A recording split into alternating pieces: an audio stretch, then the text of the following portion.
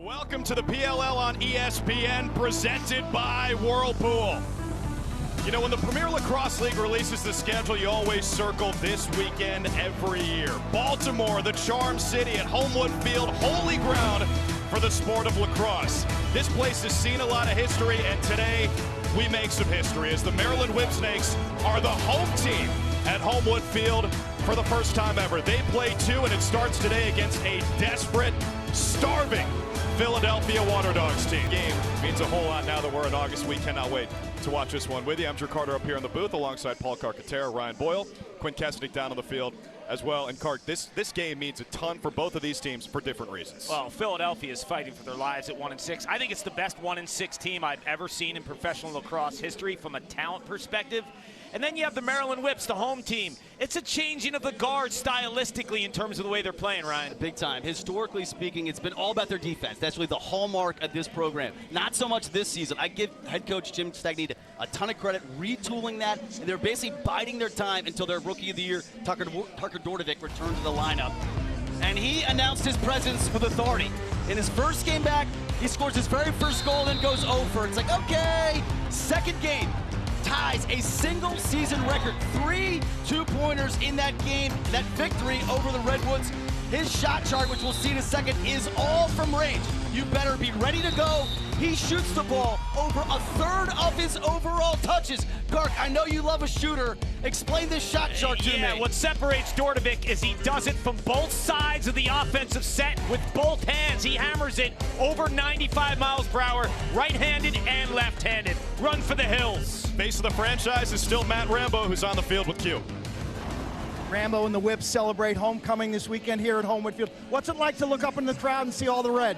Feels good to be home, finally repping our hometown, home city, playing at University of Maryland for 4 years, and then coming back here.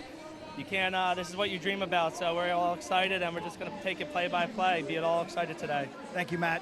Drew? Yeah, Quint's going fishing after this game as we check out the Whipsnakes starting lineup powered by Ticketmaster. Fear the turtle, all Terps all the time. You've got Dunn, the veteran, Muller, the air traffic controller, and Zapatello, the rookie. He's going to be matched up with Sowers in the midfield. We've talked about Dordovic. Need to see more production from Kessenich. He's cooled off of late, and Patra has been a breath of fresh air since being inserted in the lineup.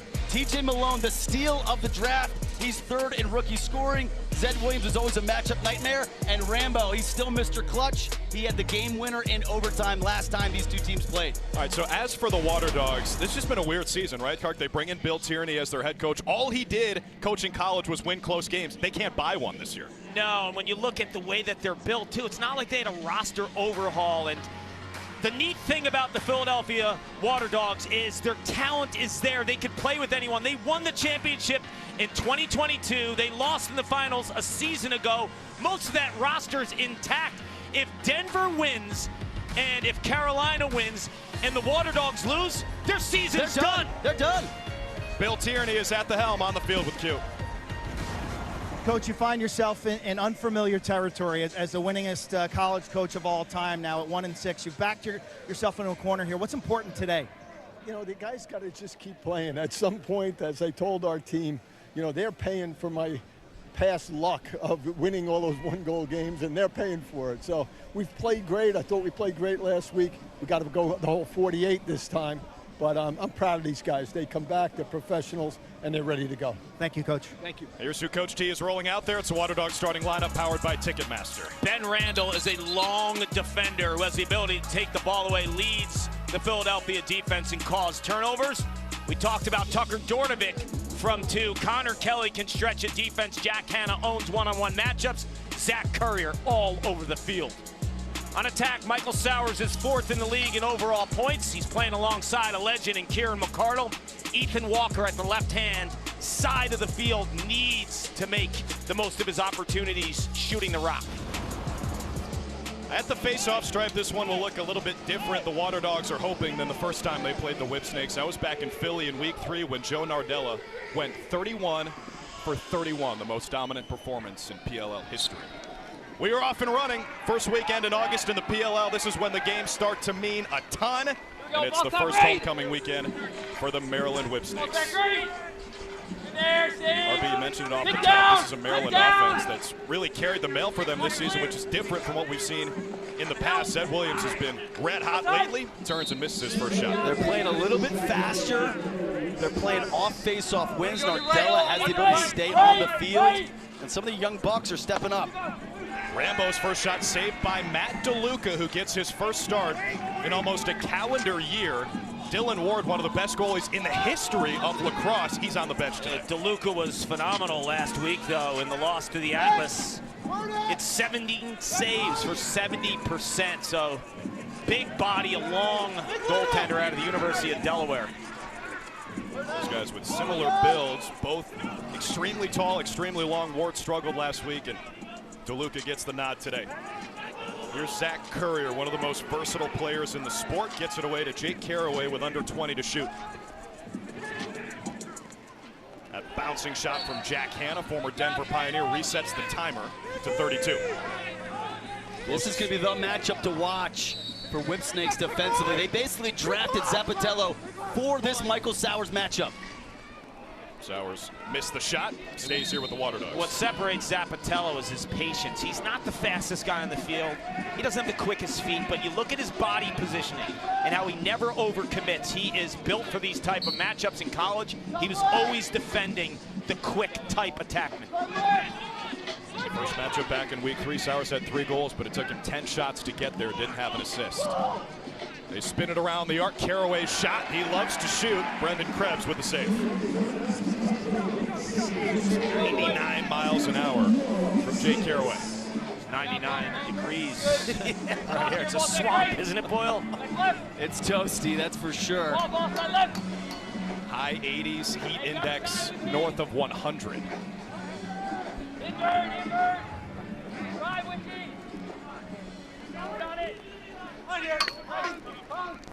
There's TJ Malone, leading the Whips in scoring as a rookie with 22 points. Good collapse by the Waterdogs defense. In the corner, physicality. Levi Anderson, another rookie for the Whips, 24 in black, was in there. Finally picked up by Philly, and Chris Sabia will try to clear. And this offense really turned the corner when they gave the car keys over to Malone. They traded for Anderson, inserted him into the lineup, and they moved Zed Williams back to attack. Those 3 decisions, I think, are really what made this team kind of take the next step offensively. Here's Connor Kelly, his shot might have hit the post. Definitely, Krebs got a piece of it. Kelly is one of 17 Maryland Terrapins suiting up this weekend, by far the most of any school. 9 of them play for the Whipsnakes. John Tillman, all he does is build pros. It's like Alabama football in terms of draft picks and NFL production. Kelly shot, another save for Krebs. The former Manhattan Jasper has 3 saves. This is where the Whips will run. 2 ball on the way. Missed it wide. That was Alex Mazzone, the former Waterdog, who was cut by them earlier this year. We talked about the offense for the Whips. Zed Williams' touches are up big time the last 3 games. 5th in the league in shots. I think that he's benefiting from the growth of TJ Malone. Teams are then starting to focus on Malone. Zed Williams with the ball right now is starting to get some breathing room. 12 goals in his last 4 games. Took over in the 4th quarter last week in San Diego when they beat the Redwoods 18-13. Fresh 32 for Maryland. His ability, Clark, to shoot through contact, that's what makes him so special. Is you think you have him covered, and he just doesn't need a lot of airspace to get his shot off. I was on an elevator with him one time last year when we were covering a game out in Minneapolis. 23. I asked myself, run it down to 23. 23 seconds now on the shot clock. Yeah, no reset. Hit a defender. How do you stop this guy? I was next to him in the elevator. Quint, you've seen Zed Williams many times in person right next to him. I mean, the guy is massive. Are you ready? He continues to grow. When we covered him at the University of Virginia, I never got that sense. But as a pro now, he's like a middle linebacker. Malone tied up. Eli Gobrek was all over him. Starts the transition for Philly. Rylan Reese's shot kicked aside by Krebs. Big time stop by Krebs. 4 saves already in the first half of the opening quarter. Rylan Reese coming off a strong performance out in San Diego. 2 two-pointers. including one at 108 miles an hour. Look how they're defending Dordovic. They want him nowhere near a step down from 2. Locking him off with Scarpello. Yeah, I talked to Coach Tierney early in the game. I was like, you guys got to be ready to go to Dordovic. He's like, we might try to shut him with a short stick. That's what they did on that possession. Exactly. That's what you saw there with Scarpello, 50 in white. When someone has a record for most 2s in PLL history in a game for 3 last week, they're going to watch where he is. Too much space for McCardle off the side of the net. Krebs covers a lot of territory inside that crease. He's been their starter all season after he replaced Kyle Bernlohr in the opener. He has not let that starting job go. I'm not surprised by this slow start. This is sometimes what you see in this type of heat and humidity. It kind of takes a little bit for the players to get acclimated to it.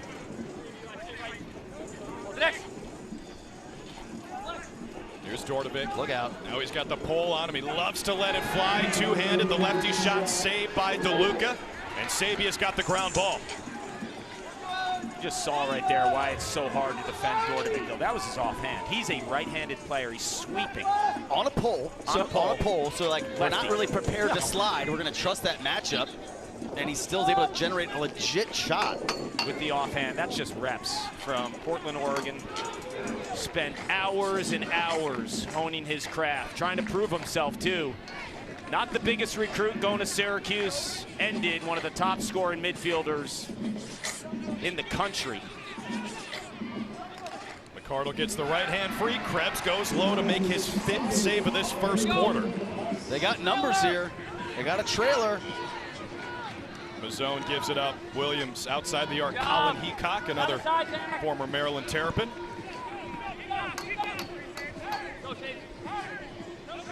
They got him playing a little bit more of a two-way role here. Heacock, his best friend Matt Rambo, they play the 2-man. Rambo trying to turn the corner on Courier, gets to his spot and scores. And isn't it fitting that the first goal of the Maryland Whipsnakes homecoming weekend comes from Matt Rambo? Yes, it is. Maryland Turf playing at Johns Hopkins. This is now his home turf. The big boy shows you how it's done, getting up that left side, a goal line extended. This is patented Matt Rambo. Feel him, see him, back of the net. Matt Rambo in that last Whipsnakes huddle. Constant communication, especially early in the game. Okay, what are we seeing? How are they defending us? Talking to the midfielders, talking to the other attackmen. And the sense right now from the Whipsnakes is that the Waterdogs are sliding aggressively, looking to double team. So look for the Whipsnakes to Ryan to throw some throwbacks off of some alley dodges from the midfield. What Quint is referencing is that dodge from up top. Instead of advancing the ball forward behind the goal, they'll throw back behind them to the trailing midfielder. They were able to get a short stick on Rambo last time as well, dodging Zach Courier. He'll go all day long if he gets a shorty. Williams got a good look from inside the arc. Malone chases down the backup, did not hit the goal, so only 4 seconds to shoot. Malone will dump it, and they'll set up the right. Tough day to be in all black, right? Almost 100 degrees. You got to embrace it. You got to embrace it in those moments, Garg. Well, we wanted to be in black. Yeah, we were talking earlier, though. Sometimes it's easier being a player. 100%. I know that sounds nuts. You'd much rather be playing in this than in the crowd or up with us in the booth or working the event. Or standing on the sideline. That's right. If you're going to be in the heat, you might as well be playing. Yeah, I equate it to like getting caught in the rain, right? There's like that in-between rain that's brutal, but once you're drenched and you get dumped on, it is what it is. Philly is 0 for 9 shooting in this first quarter. Still looking for their first goal. Krebs has 5 saves. Conrad turns the corner, make it 6 for Brendan Krebs. He is, yeah. What do you see, Q, in Krebs today? He's locked in. I think he's getting better and better each week. You got 2 tall goalies. The one difference, DeLuca's stance is much wider, and he's got gigantic feet. He's like pipe to pipe with his feet, a wide base, takes away the corners. DeLuca more of a mover, really light on his feet at about 6'4". The one thing that Krebs has done successfully all season, 3rd in the league in 2-point save percentage. So a critical stat in terms of just staying calm and present during those key shots as Dordovic Dornovic goes lefty. He's something, Ryan. This guy is something. You better have a slide prepared because you know he's shooting. The book on him is you got to make him into a passer. Well, how do you do that when he's able to get his shot off that quickly? Like, he doesn't cleanly beat Scarpello and run to the net. It's just a simple rollback or swim rather, hands free, let it fly. I mean, Scarpello is right there. It just shows you how good of a skilled shooter through traffic he is, but this is telling for me because when you spoke to Bill Tierney before the game, they were going to shut him off with a short stick. If Dornovic gets the ball, he's going to go all day on that short stick matchup. So it looks great if you can deny him the ball and he doesn't touch it. But if he gets it, it's not against the pole. It's going to be against the shorty. And in those moments, he needs to be selfish. And what I mean by that, he needs to be ultra aggressive. That is the best thing for his team. He can't pass the ball in those scenarios. Be aggressive, be selfish, get your own shot. A lot like Zed Williams. Even good defense isn't good enough. They'll shoot through you. How about the placement of that shot, too? Lower left corner with the bouncer with his offhand. Courier behind the back feed. Low to high shot, a little too high from Ethan Walker. That's the spot Walker needs to can his shots, right? The ball movement's there. You get the behind the back pass. He's got the step down. I thought it was too much underhand. Ethan Walker, when he shoots 3/4, is deadly. Offensively, they're second in the league in terms of shots. Unfortunately, just last in shooting percentage. So that's been their season in a microcosm right there. That and the 1-goal losses, but the 1-goal losses happen because you don't bury enough opportunities when you generate quality looks. From field level, I'll add that not much of the offense is running through Michael Sowers, 22 in white, thus far for the Waterdogs. I don't know what his touches are, but he is not isolated. Quint, how much of that is Ajax Apatello? I like the matchup with Sowers in space against anyone in this league, including the rookie Zapatello. Rambo inside roll, cashes in. That's 2 for Matt Rambo in the first quarter. And it's just an old school inside roll. So young players out there, why do you practice those moves over and over and over again? It's because they work. And at the professional level, nothing changes. You drive heavy upfield. If your defender overplays the top side, you boom, plant that foot, spin inside, gain leverage, take that extra step or two. You see him tuck his stick and bury it. And that is about as fundamentally a sound play as you can see at the attack position. As he rolls, he increases his angle too, so he sets up the roll at a perfect time because out of that roll, he's moving upfield to increase the angle. Both of Matt Rambo's goals are unassisted. Both he uses his body beautifully and wins the contact game. And you can see him gaining leverage both directions, right? Once he goes top side, the other one, and then he goes underneath. Patra's shot, missed it wide. Rambo's got the backup. I like this rookie, 51 in black, out of Loyola, right up the street.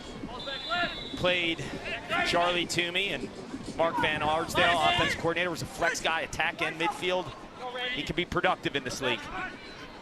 Rambo already has 2. It's his 3rd multi-goal game of the season already. Gets the shot clock reset with DeLuca making the save. And that's a nice save by DeLuca. He uses kind of his arm, the old chicken wing there, just getting his elbow up. Both goalies playing well, especially Krebs on the other end. He's got 6 saves, yet to allow a goal. Under a minute to play in the first. Tough jump shot from Heacock. DeLuca, another save. And another shot clock reset. Good luck playing defense for 3 shots in this heat. Here's Mike Chanachuk. Rambo operating from X.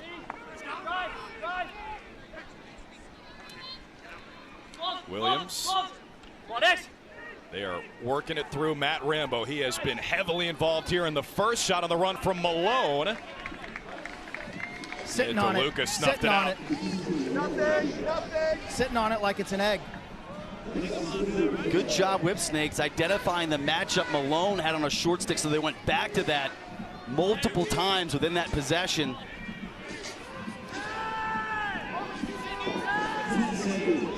Ten seconds left in the first. Waterdogs still on 0. Shot from 2, missed it from Hannah. There's 3 ticks left in the first, so this essentially do or die type game from Philadelphia is off to a disastrous start. Held scoreless in the first quarter. 6 saves from Brendan Krebs. He brought his A game to homecoming. Whipsnakes 3, Waterdogs nothing. Matt Rambo against his hometown team has 2 goals already. We'll be back after this message and a word from our ABC stations.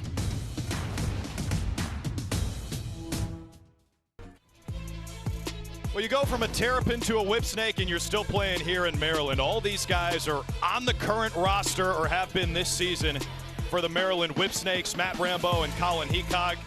They're as tight as any 2 teammates are here in the PLL, and then in recent history, it's just more of the same, Rabil. I think there's 2 things that are critical there. Number 1, it's culture, and then number 2, more specifically on the defensive side, it's terminology, schemes, right? Zappatello gets inserted in this lineup. He knows exactly what he's doing, given the fact that they use a lot of the same strategies.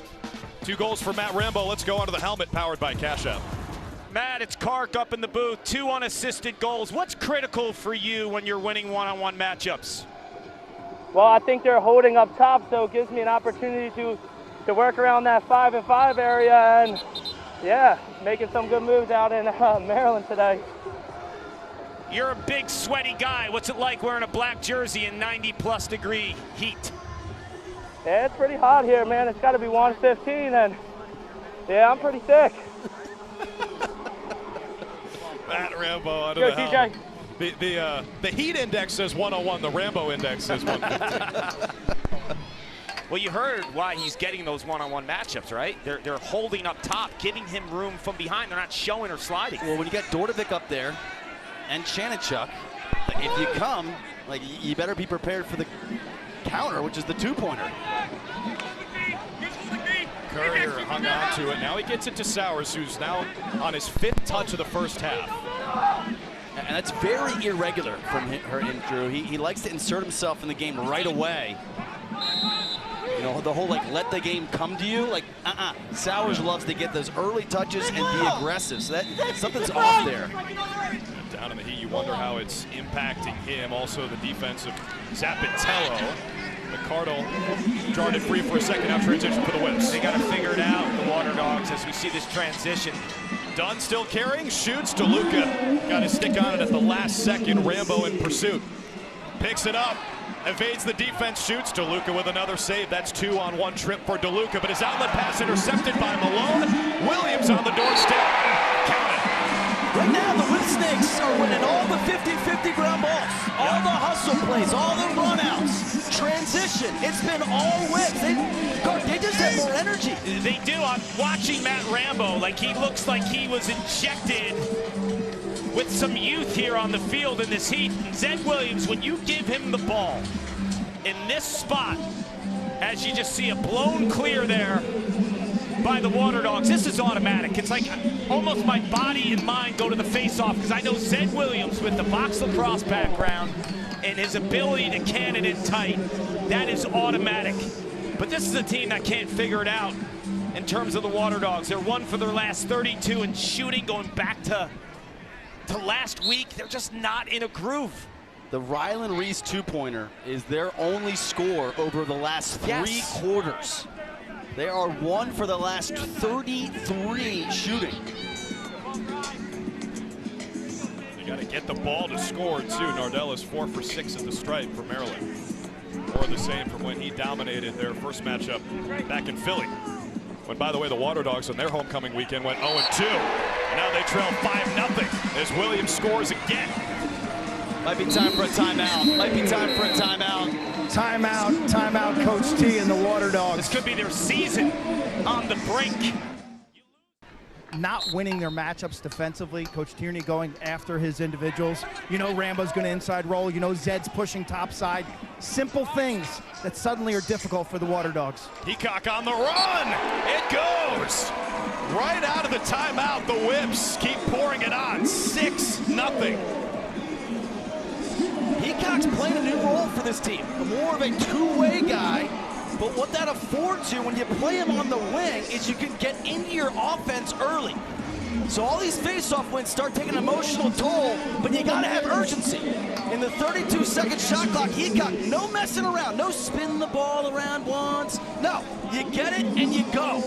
He's got Courier turned around, the slide comes, it's just a hair late, and Heacock, after throwing out the first pitch in an Orioles game this week, buries it on the run. I think that shot was definitely faster than the pitch. Let's go out of the helmet, powered by Cash App.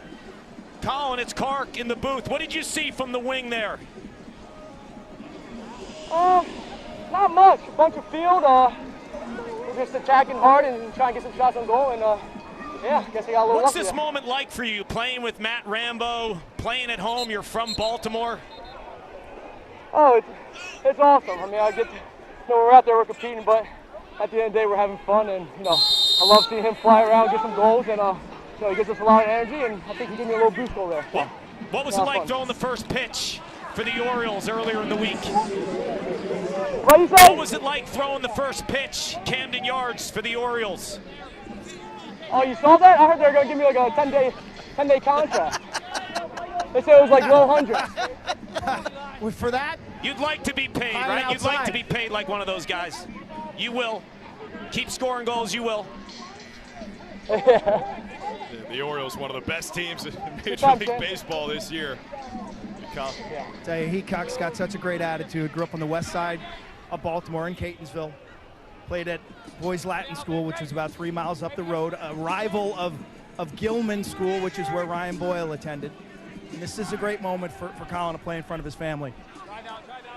His goal made it 3 and 35 seconds for the Whips as they continue to dominate. Shot clock is low here. Shannon Chuck's got it. And the buzzer sounds. Waterdogs ball. I give Heacock a ton of credit. You look at him at the collegiate level playing attack alongside Rambo at the pro level, more of a midfielder. And now with this unit and this team, what they need more is him to be a two-way guy. That's not like an easy evolution. No. And he has really embraced it. You know what's interesting, though? John Tillman's, the way he's coached at Maryland's allowed some of these guys to do that. Bubba Fairman was the same way. He came in as an attackman, played midfield. Now he's a short stick D-midi. I think when you play for Tillman, you understand the full field from a lacrosse perspective. Sometimes with how many talented players are trying to make these 8 rosters, that's what it demands. You got to do things you didn't do in college. Think about Trey LeClaire playing attack at Ohio State D-mid for the Archers. You look at Colin Heacock. He's built like the Incredibles. He's a great athlete. He's a skill player. You find a spot for him. This will remain with the Waterdogs. They're starting to press. They're starting to press offensively. You saw that Conrad low-angle shot there. Connor Kelly was standing there kind of giving the stick, and maybe afterwards like, hey, one more there. They're shooting 0 for 16. Sowers against Zapatello. Can't find an inch, and Krebs wins the backup. It's another one of those hustle plays that I alluded to. Hey, folks, don't forget, tomorrow the PLL regular season continues here in Baltimore.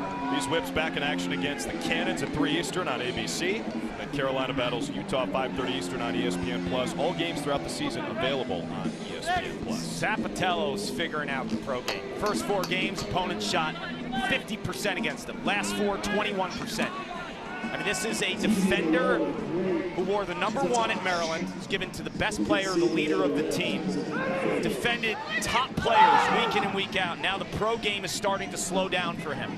First few weeks, it's tough, man. As a defender, it's like, okay, welcome to the PLL. Well, you got to learn from a scouting perspective. It's like, here's just a whole new batch of guys that, oh, by the way, are the best in the world. They're the best in the world.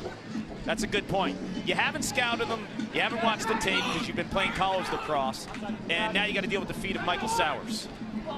They spin it through X, pass to Courier, didn't get through. And again, McCardle had Ethan Walker just kind of right in front of him. Kind of jammed it inside. If he just moved that along the perimeter, I think Walker had a step down. The call there is goalie interference, hence the free clear. This is Levi Anderson. 5th among all middies in the league with 10 points, and he's doing it as a rookie. Outside the arc, Heacock missed the 2. Rambo with the backup. That ball's screaming out of Heacock's stick. 107. 107. With a short stick. Yeah, wow. Rambo, 2 goals in the first quarter. Gets it back to Kessenich. He wasn't throwing 107 at Camden No. Yards, that's for sure. He should have used his lacrosse Anderson stick. on the swim, goes upstairs and fools DeLuca. 7-zip whips. We talk about a rookie on one side and Zapatello figuring the pro game out. How about Levi Anderson, Ryan? It's a gorgeous swim move, and watch the deception at the end of this shot. It's a little bit of a leaner. So all of his body language is gonna say, I'm shooting this low, I'm shooting this low. Watch his head, watch his body, and he leaves it up. Now you see DeLuca by that fake. Anderson buries it up top.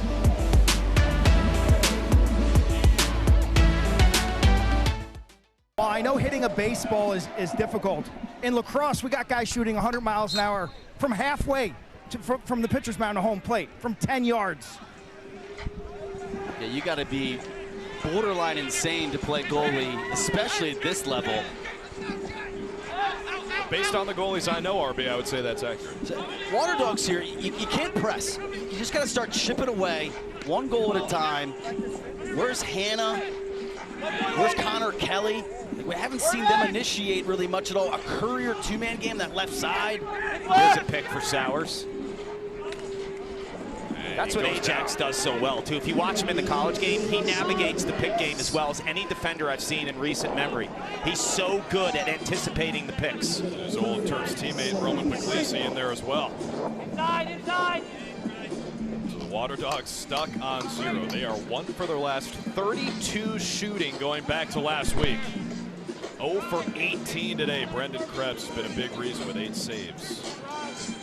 The other thing the Whips are doing is that they're taking care of the ball. Only 5 turnovers so far, right on cue. Kessenich couldn't handle that pass from Anderson. Williams emerges with it, 15 on the timer. Under 5 minutes to play in this first half. It has been all Whips. Couldn't draw up a much better half of lacrosse. Williams turns and shoots. 7 seconds left as Rambo will trigger. They'll start their substitution game. Whipsnakes, their midfielders go off. But to my earlier point, that this Waterdogs defense, first in the league in caused turnovers. So you think caused turnovers, get out and run in transition. Whipsnakes taking care of the ball so far, haven't really allowed them to do that. And least in turnovers, too. Like, if you were to tell me a team has the most caused turnovers and the least amount of turnovers, that they'd be 1 in 6, I would say, what's the story here? What's going wrong? Well, part of that has to do with the face-off strategy, right? At least at the start of the season. Yes, the 2-point differential is another one, and then the failure to finish games. Their 4th quarter performances haven't been great in general. Hannah doing it himself. Ball was dislodged. Patra had it for a moment, and here comes Alex Mazzone. But that's the problem. Everybody's trying to do it themselves.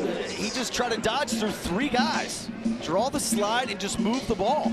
And that's a midfield unit. I know you and I spoke preseason. Like, that was the deepest, best unit in the league, the Waterdogs midfielders. I mean, a plethora of guys. Hannah, Courier, Kelly. Everyone right now down 7 is just thinking they got to do it all by themselves. So plenty of game left as Patra goes under. Malone through X. Heacock has another. Well, he might not be able to hit the strike zone, but he can hit the 6x6. That's 2 goals for Colin Heacock. Share the rock, something the Waterdogs can't do, Ryan. The Whips have figured it out. Yeah, it's just gorgeous ball movement here. You're going to go underneath, freeze it right here. Here you get the slide, so that's the double team. So it's simple across. You just move it forward, and then you've got to rotate from inside, and that's when you identify who's on the crease. Malone kind of waits. Sorry, highlighted the wrong guy. It was actually the other guy inside. Heacock, you draw the double, you move it behind, you survey, and then you identify the open player inside. Simple, easy lacrosse. The crease was the area that's wide open. Why? It's because it's dodge, pass, pass. I mean, you learn that as a young lacrosse player. The hockey assist makes it rain offensively. This facelift for the Whipsnakes apparent now the last 2 weeks. They really got it humming on O. Levi Anderson, wing dodger. Adam Patra, wing dodger. The parts are starting to fit. Tucker Dordovic off the injured reserve. This is a team peaking. That shot was from Malone. They've got 2 assists today, both of them from the rookie, TJ Malone. I mean, go back and look at their lineup. It's actually laughable what they put out on the field week 2 and week 3. This is a totally different midfield unit. Randall all over Rambo. Shannon Shucks got it. 5 seconds to shoot. Great defense from Ben Randall. You know, the interesting thing about Staggs is when you talk to him pre-draft, there were certain players, he said with conviction, I love this guy. Patra was one of them, and he got him late. Let's go onto the helmet with Tim Muller.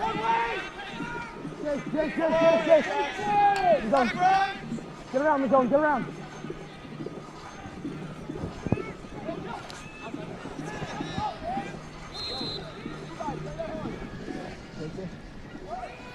Do right. Go, Jack! Hit right alone. Talk to him! Hey, John! Be ready! This is the matchup they want. Look at his head on a swivel. 14 in black. I'm here, get out! Hey! Great closeout. Cash App powering the athletes onto the helmet. You heard Tim Muller, one of the veteran defensemen from Maryland. And they didn't cash in, but that offense, that's replicable for the Waterdogs. You draw the double team, you move it along. It was just a great play there by Mazzone. Rambo, give it to Zed or Malone. Let's give it to Patra because he might have the go, and it tells you about the depth of this unit right now. I mean, this is not an offense we had any idea would be able to click at this rate earlier in the season. It's not a democracy, but the coach is always There's Patra right now. He's got a step, and he scores. Adam Patra joins the party. It is 9-0 Maryland. You cannot dial up a better start to their homecoming. Get underneath the defender on an overcompensated approach. This is what happens.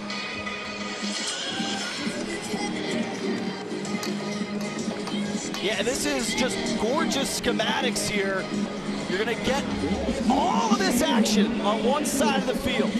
And what they were trying to set up, it's all window dressing, because as they swing it to Patra and we freeze it, look at all of this space. There's so much room for activities. So once Patra gets the ball, he doesn't wait.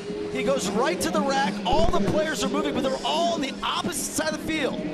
So you go ball side action, swing it, dodge, pass, redodge. Simple lacrosse, well executed. When you overcompensate and you try to deny a player the ball who's adjacent, if that player gets the ball with that kind of real estate, it's go time. And in this league where we are in the huddles and we see complex plays being dialed up every single week on these whiteboards, I just asked Jimmy Stagnita, he goes, simplicity wins in this league. Keep it simple, keep the scheme simple. They execute for the goal. Well done. It's pretty even at the face-off stripe. 6-5, the advantage for the Whipsnakes. But they lead this game 9-0 as Sowers looks for a teammate, finds one in Courier, fakes the shot, shoots, still can't beat Krebs, still stuck on 0. Shot clock expires and the Whips can take the last shot. So this will be a full game now. The second half of last week in San Diego and the first half where they have one 2-point goal. Yeah. By Ryland Reese. 41 shots. Off a face-off win. That's 41 shots, 1 goal.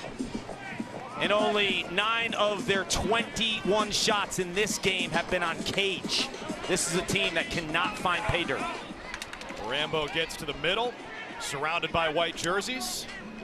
Ball is loose as we come up on 10 seconds until halftime. Big collision. It was Williams who delivered the lumber. Under 10 seconds. Can the Dogs score in transition? That's the story of the first half. And the horn sounds on the second quarter with a 0 next to the Waterdogs logo. How about that for a start to your homecoming weekend for the Maryland Whipsnakes? Mr. Connor Fields, last year he showed us through the legs, offhand, low to low. This year, he went upstairs. When I saw this live, I had 3 words. Stop the madness. I had no words. I had absolutely no words for a shot like this against the perennial defender of the league, and Matt Dunn, no less. No surprise that that was the #1 play of the season so far. #1 play, that's the #1 play maybe of all time, because if you look in terms of the skill level, he does that with his offhand. He changes levels. It's through his legs, and he hits the top shelf. I mean, it's arguably one of the greatest goals of all time, along with the air gate. What we're seeing happen in lacrosse right now, the skill is taking off. We have Hall of Famers that we're acknowledging down at the middle of the field right now. These guys like Brennan Mundorf, who were making behind-the-back shots look regularly. Yeah. What we're seeing today is something else. Taking it from the backyard to the highest level of the sport. Inducting some legends today. And speaking of legends, how about that for a cover of Inside Lacrosse back in 2011? Paul Rabil, Ryan Boyle, and Kyle Sweeney. There's one guy there with 2 professional lacrosse Hall of Famers, and I have some beef with Mark Brady in our truck right now for even bringing that photo to life. Look at the hair. The hair. We got this green hair. Were you in a boy band? I wish. Yeah, it would have probably been better. We can explain it. We can explain it if that was the case, you know? It would have worked well. We are inducting 4 Hall of Famers to the Professional Lacrosse Hall of Fame today. Obviously, as we just showed, you guys know pretty much all these guys, right? Let's go through them. Well, it's the best weekend of the year for me because these guys laid the groundwork for what we have today. Insane careers from Brendan Mundorf at the Chesapeake Bayhawks, and before that, the Denver Outlaws. Josh Sims, a guy who I watched growing up and aspired to be like as a midfielder. Kyle Sweeney, Ryan and I would often say that he scored more points than his opponent that he was covering. And then Lee Zink, a guy that I tried to steer clear for. I know you did as well. He played defense like a left tackle. He just sat there and basically waited for you to make a mistake. He was like, oh, okay, here you go, thank you. And Kyle Sweeney, to your point, in that graphic or that photo, like, he was the prototype for that position. I think he reset what that position could look like. I mean, to think about how many talented pro lacrosse players there have been over the last 25 years, dating back to when MLL started. Only 4 members get inducted in the class of 2024. It's blind vote, it's supermajority, then supermajority. So it etches out even further how talented these players were and what type of mark they left on all of us. Well, congrats to these 4 gentlemen.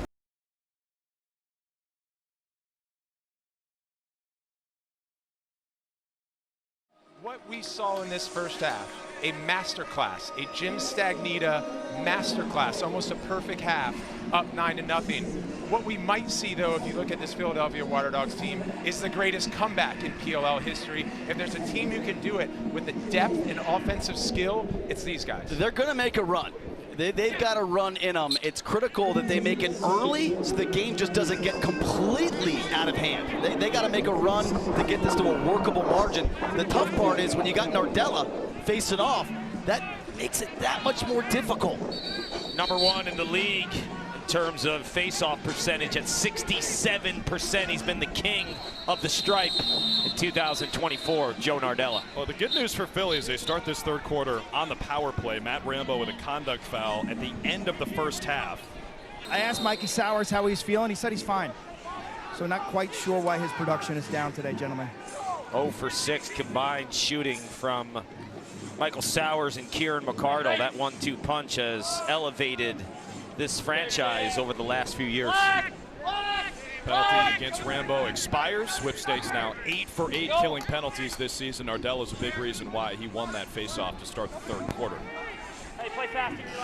The shot clock expires. It'll be Waterdogs ball. Q mentioned the 2-pointers. Keep your eye on 17 in white and purple. That's Rylan Reese. We mentioned his 108-mile-an-hour 2-pointer last week in San Diego. He's got 3 2-point goals this season. Tops on the team. Connor Kelly's been one of the best in the league over the last few years, stretching a defense and shooting behind the arc, Ryan. Where's the spark? Where's the spark, guys? Where's it start? Who and how can start the spark for the Waterdogs? Kelly saying, maybe I can, but Krebs made another save and then delivered the hit to Courier. That's 10 saves for Krebs, who's out near midfield now. And he's lucky he made that save. He definitely had a false step in his execution there. So credit to him to staying big, kind of using that big frame, that big body. Waterdogs just can't catch any breaks. Quint, what are you seeing out of Brendan Krebs so far? A great defense, but he's kept his job simple. That hit him right in the chest. That's one you could have made through. Heacock has a hat trick. What a week for Colin Heacock, the pride of Boys Latin. He's done it with both hands. In the first half, it was a lefty rip on the run. Now he's coming out of the box, Ryan. Full steam ahead. He uses the right hand. There's a big Heacock mug. Plenty of Colin Heacock fans. I love how he comes into the box. He switches his hand when he feels the pressure. Yeah, you see Witcher, he goes for the interception there. Isn't able to come up with it. And Reese is there from a slide perspective. Just beautiful accuracy by Heacock. But you see Witcher kind of go for that miss. Doesn't come up with it. It's just these little plays that just kind of add up and just haven't gone Waterdogs' way. It was a subtlety of that dodge, too. When he caught the ball, when he went to his right hand, he planted his foot. He changed the slide approach by Rylan Reese. Quint, you're with Heacock. Be the best. Confidence high today. How do you describe it? We're just flying around. I think it starts with yards at the face-off X, and then obviously our defense is having a great game so far. So they're giving us a lot of energy, and they're making our job a lot easier.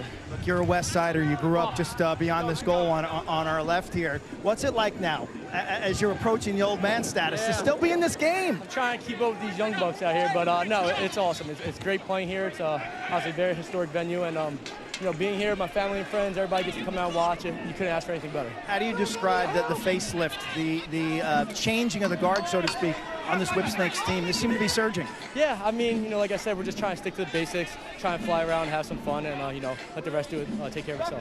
The face paint combo with the beard, brother. Colin Heacock, Maryland class of 2017.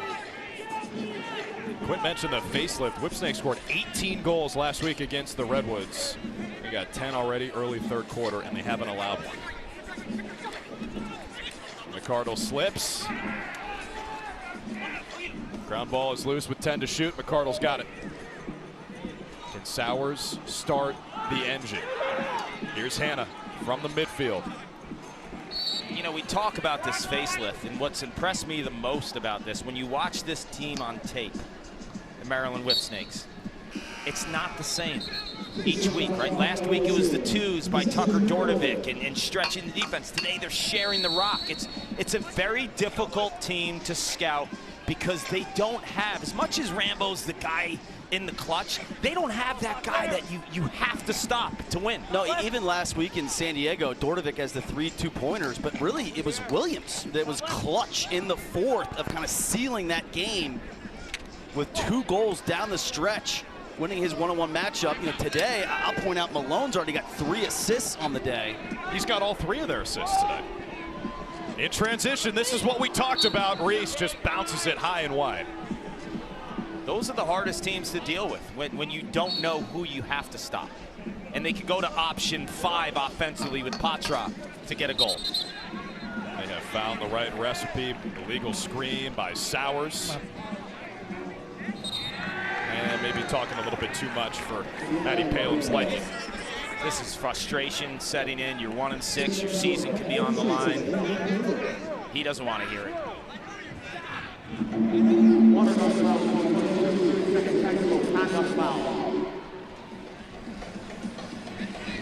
Yeah, this is what I mentioned earlier. You needed something in the second quarter to stir this up when the score was 5-0. If this were a hockey game, there would have been a fight in that second quarter.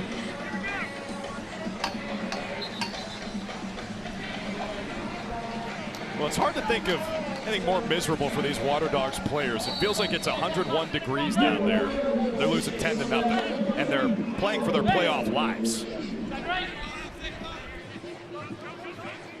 7th best power play out of 8 teams for the Whips. Only 26% on the season, but now you have Dordovic back stretching the defense. Rambo, all kinds of space. Malone operating at X, finds Williams for his hat trick. When you are so concerned with the outside, you got to deal with the inside, Ryan. I think with Dordovic in the lineup now, in the power play, you're going to find a lot of seams inside. And the guy that had 3 assists prior to this power play, they've got him at X behind. He just has the patience to pick you apart.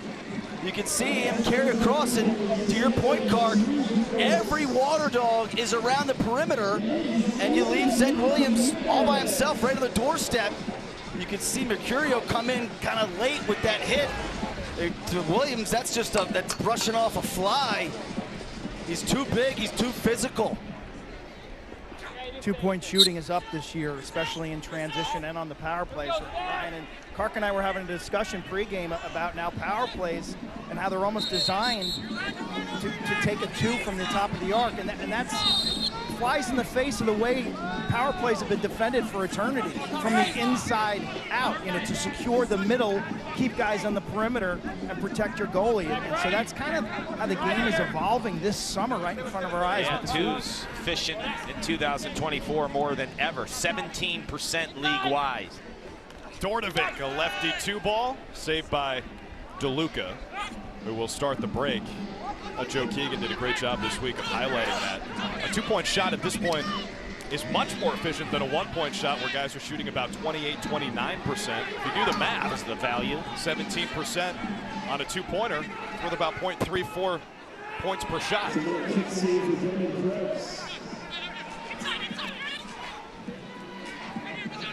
Folks, if you're watching the PLL for the first time this weekend, this is not standard. 11-0. The margins in this league are super tight typically.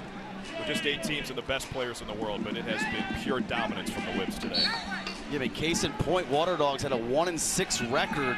Their point differential was -6. 4 one-goal losses, a couple in overtime for the Waterdogs. They have packed it in today. Past the midway point of the third quarter, they have no goals. Until now. Michael Sowers says, I'll do it myself. Can this be the spark that the Waterdogs use to get things rolling? Sowers on a short stick just turns on the jets. He's too quick, he's too fast. Finds space. Waterdogs just need a little bit of momentum.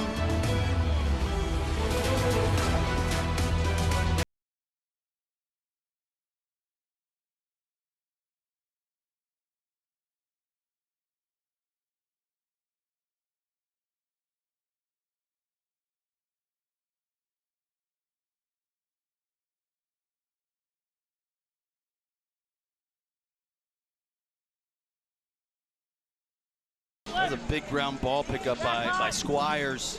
He's second among LSMs and ground balls. That was one of those 50-50 that, like, you need, if you're a Waterdogs fan, you need to come up with that one. Squires, their top LSM this year after Michael Earhart retired. He was the 5-time LSM of the year in the PLL. Won it the first 5 years this league existed.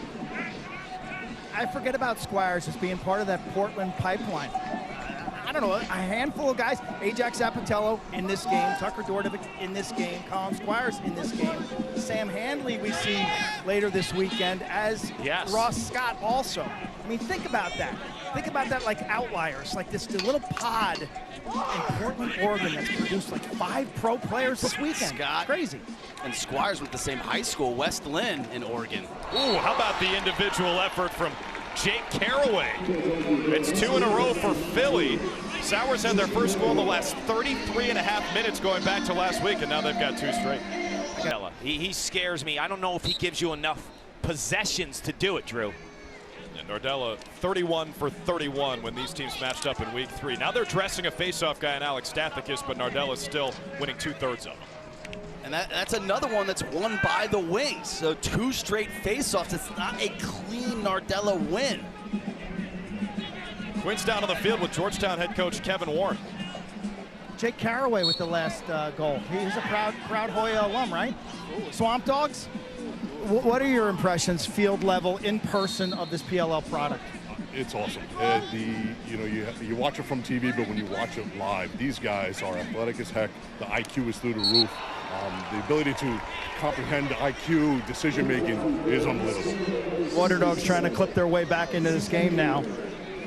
Zach Courier with that goal. Jake Caraway is a Hoya alum. Tucker Dordovic is as well. You borrowed him for a year from Syracuse. Tell us about Jake. He always seemed like an intense cat when we interviewed him.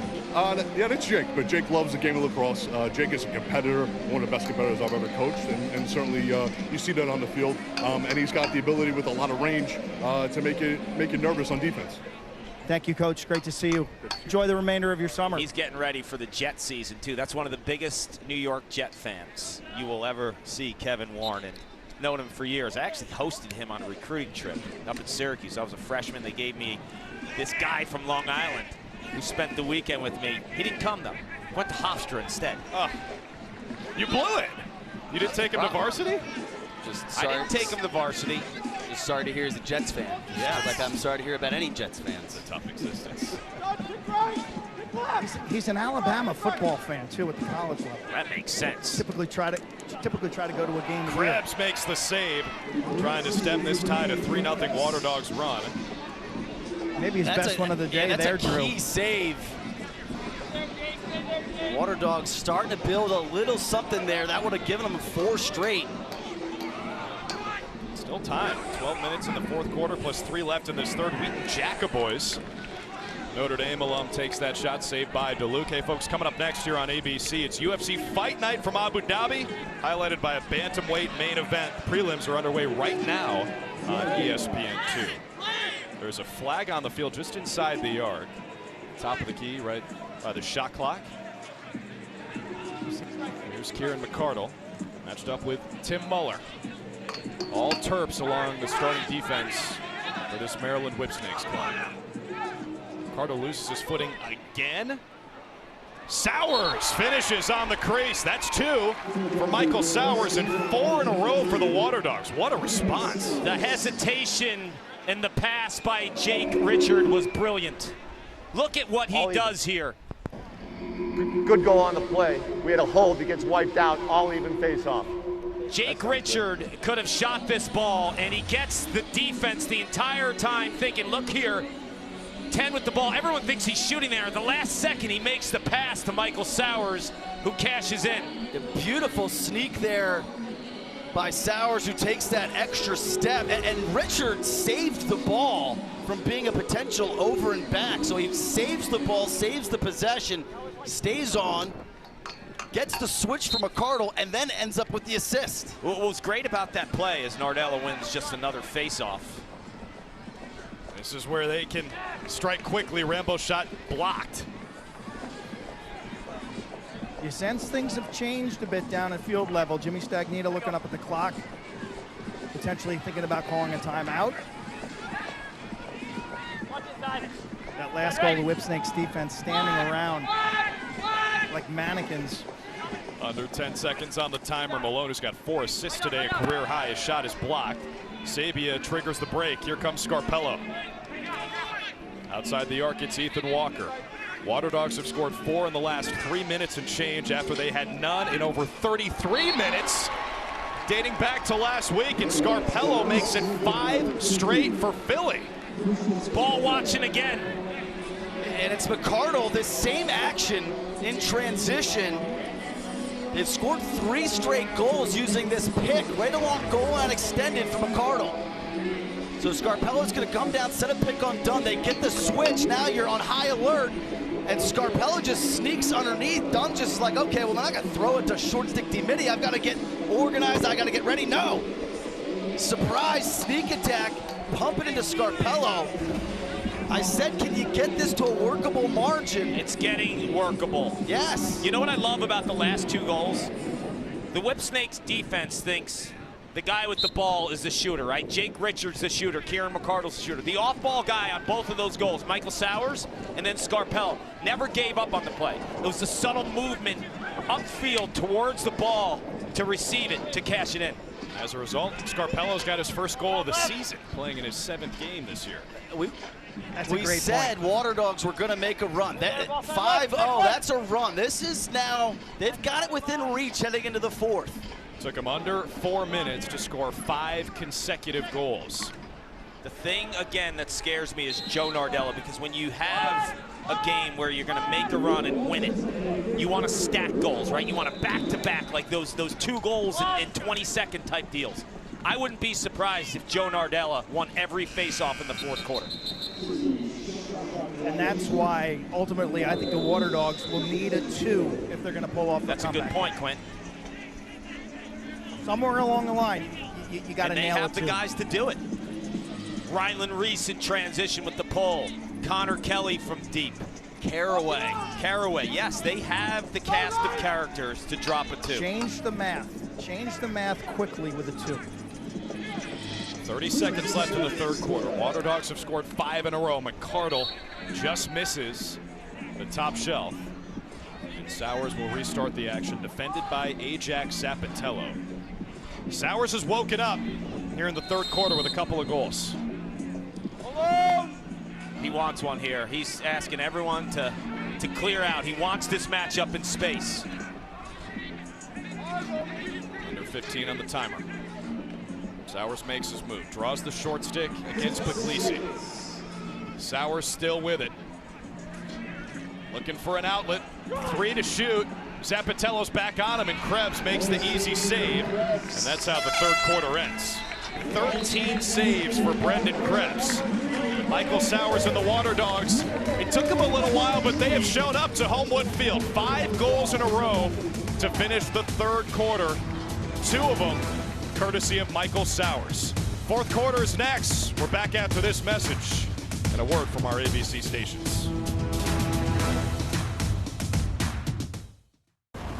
Are you not those fans? Welcome back to the PLL on ESPN, presented by Whirlpool. Poking the bear, right? Has Bill Tierney ever worn shorts to a game?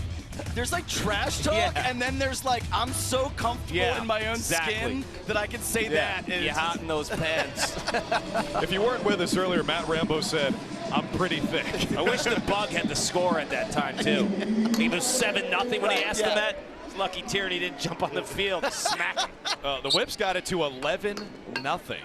And then the Waterdogs responded with 5 in a row to end the third quarter. So Philly has entered striking range. They need 6 in 12 minutes, but facing number 91, Joe Nardella at the stripe, is going to make it tough. Nardella now 13 for 20 today. Here's Maryland. Who can end the run? Wow, talk about a big play by Zach Currier. Watch Randall Calls here. turnover and the GB.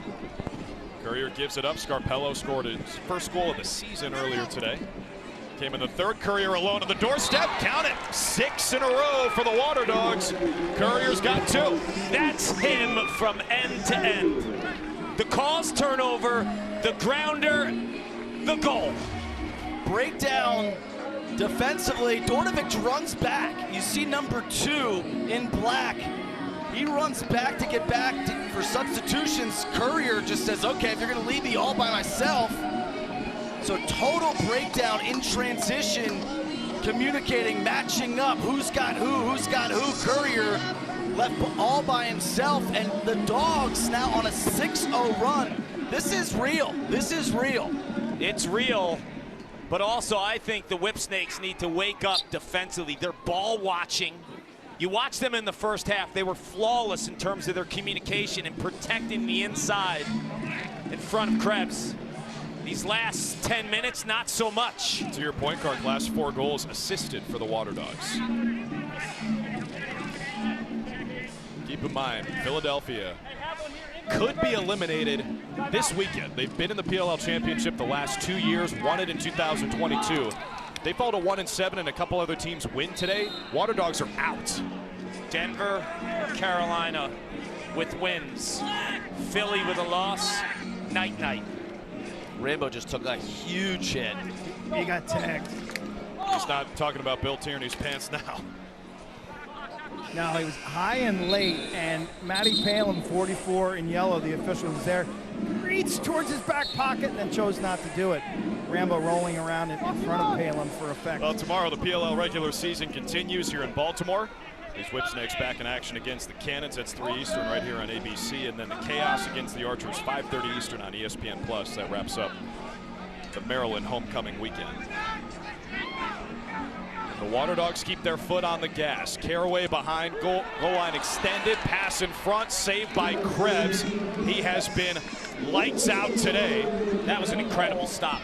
It looked from up here like, maybe your run-of-the-mill stop. This was big. What a play. by Colin Squires. 50-50 ground ball. Tell you, Whipsnakes defense now suddenly flat-footed on multiple possessions. Jim Stagnita telling his offense to settle. Kessenich has different things in mind. Mike Kessenich ends the run by himself. He ends the run by himself, but he got a big helper by Brendan Krebs, who I think makes his best save on the doorstep. Once again, he bails out a sleeping defense that has not been good the last 12 minutes off ball, and then this crusher. After the 50-50 ground ball, Kessenich matched up on Caraway. He goes for that wrap check. Defensively, not really organized, prepared for a slide. Kessenich, once he evades that wrap check, he knows he's got plenty of time for his ultra smooth stroke.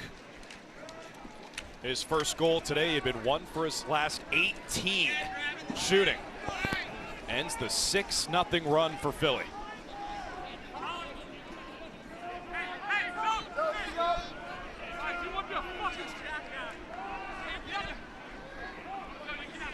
Here's Sowers. Oh, takes the big hit. That was Heacock playing defense. The last guy you want to level you. And Sowers, I think, calls the timeout. RB, did you like that timeout by Phil? I didn't. I understand why Sowers called it. He's under duress, but if you zoom out, there's only 11 seconds left on the shot clock. There's just not a lot of juice left in the value of this possession. Caraway's shot saved by Krebs. Yet another. That is 15 for the 6'5 lefty. And that's why, is you really just kind of had one bite at the apple, given where the shot clock was. It wasn't like that valuable of a possession. The only way I see the Waterdogs winning this is if you have a player like Connor Kelly who has multiple twos down the stretch, like he did last year in Fairfield. It's going to take that kind of performance. Down 6 with Joe Nardello, with Krebs kind of heating up, you're going to have to find not only one, I think two balls here. Back of envelope math is always kind of a goal a minute. Yep. A goal a minute, but a 2 would really jumpstart you. Got to get stops too. Here's Rambo rolling back. Slide came, good recovery from the Waterdogs defense. 10 to shoot for Anderson. He chops the feet, going to that strong left hand, takes the shot, sharp angle. DeLuca with the save. And as the Waterdogs come back on offense, let's listen in onto the helmet with Whipsnakes defenseman Tim Muller.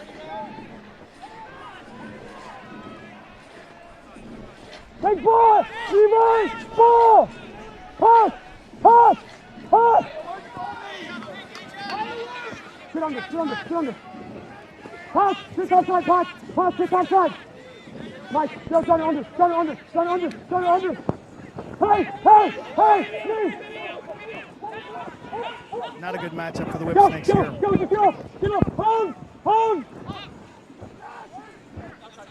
Get up! Go back! I like the decisiveness with which he slid there and then directed his teammate. Get off, go somewhere else.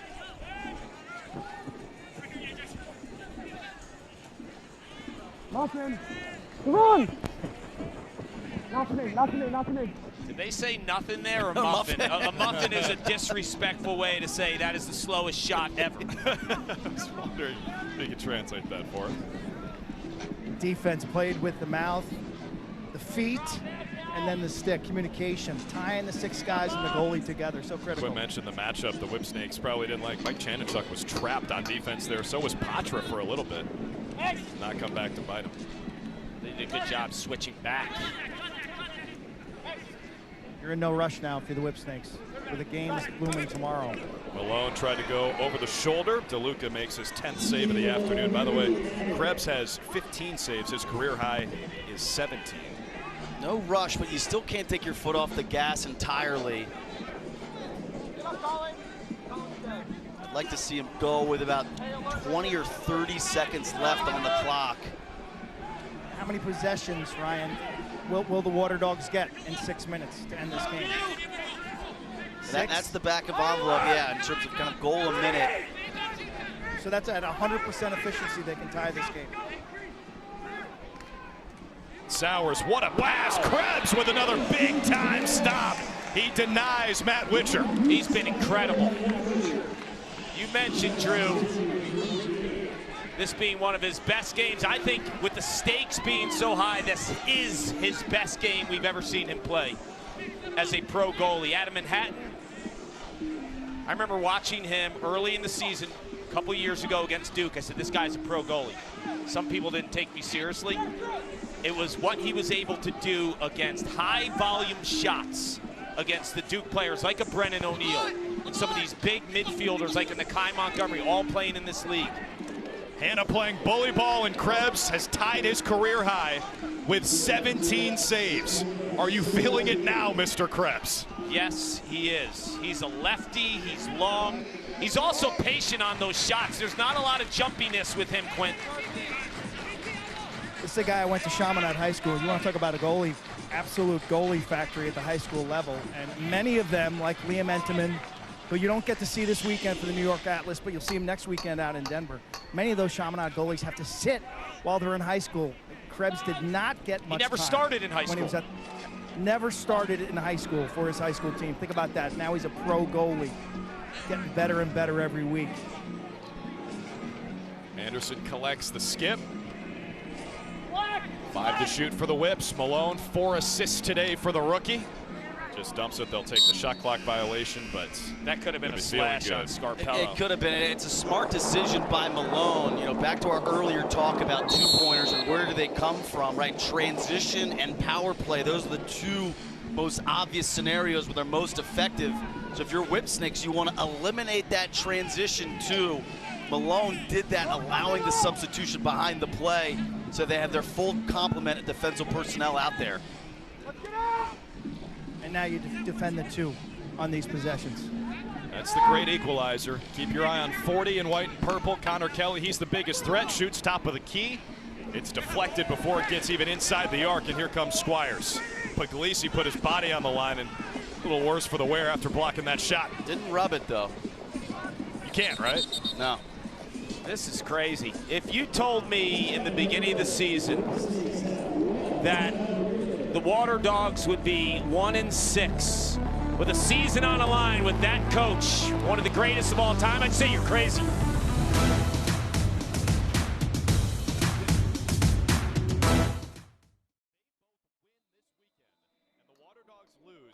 Philly's out. With 2 weeks left in the regular season, they would be eliminated. You watched the last 2 seasons and you knew what they had coming back, it wouldn't make sense, right? And the guy taking over at coach, Bill Tierney.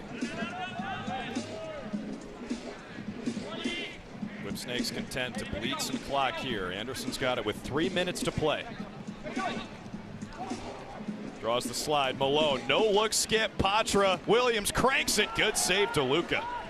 And I think in those 1-goal losses, you can't really pinpoint any one thing, right? Early on, it was, oh, we don't have a face-off guy. Well, they dress Staphicus. They win one game, but it's not like that was the cure for everything. You know Bill Tierney as well as anyone. You played for him. You won a national title with him. What do you think's going through his mind right now? Well, he's thinking, okay, like, I'm becoming now the biggest Carolina and Denver fan that there is, right? Like, sign him up for the fan clubs because he's going to be cheering for them. And then if it doesn't go, if those 2 games don't go, then, like, what guys do I need to look at in terms of a future look, right? Yep. What do you think, Q?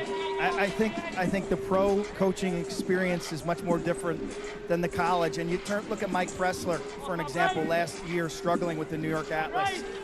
He learned his lessons, restructured their lineup, utilized his draft picks, and everything's all systems go for Mike Pressler, the former coach of Duke and Bryant, in year 2 now for the Atlas. I would look for a similar growth from Bill Tierney in year 2. And I think such a big part of it is really the GM component, is that general manager hat of how you're constructing this roster.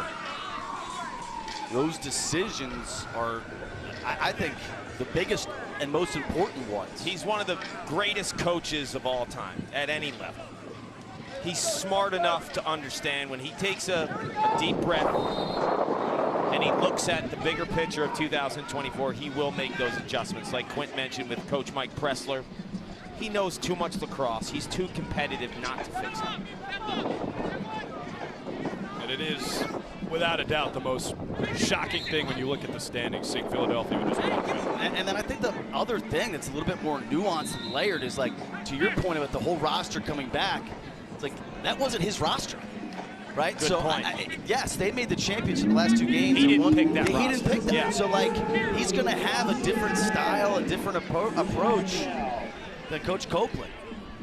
That was the 19th save for Brendan Krebs. That's a career high. He's above 75%, also a career high. Delayed penalty coming against the Waterdogs.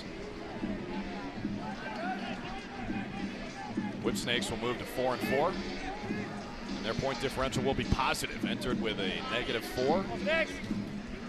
Up by 6 here today.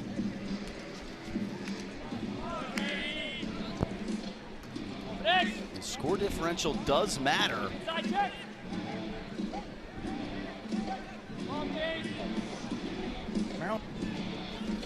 Maryland's got the last week of the season off, correct? Yes, they have a bye in Salt Lake City.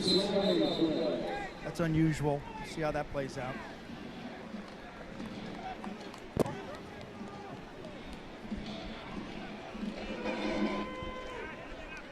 Fouls on Waterdogs number 6, 1 minute slash. So if you're neck and neck with a team and your playoff lives are at stake or a seed is in play, like, you've got to play to the final whistle here. How aggressive will they be? Looks like Rambo content to hang on to it. Take a 6-goal win. Not a bad start to the Maryland Whipsnakes era here in Baltimore. Pure domination for the majority of this game, and the Whips beat the Waterdogs 12-6. You hear the music in the background? Little Devo. Whip it. Ralphie Ralph, DJ Ralphie Ralph is always on point. And I think what's telling about this game for me is we highlighted Dordovic, right? We talked about the young Bucks. And then it was really Rambo that got the party started.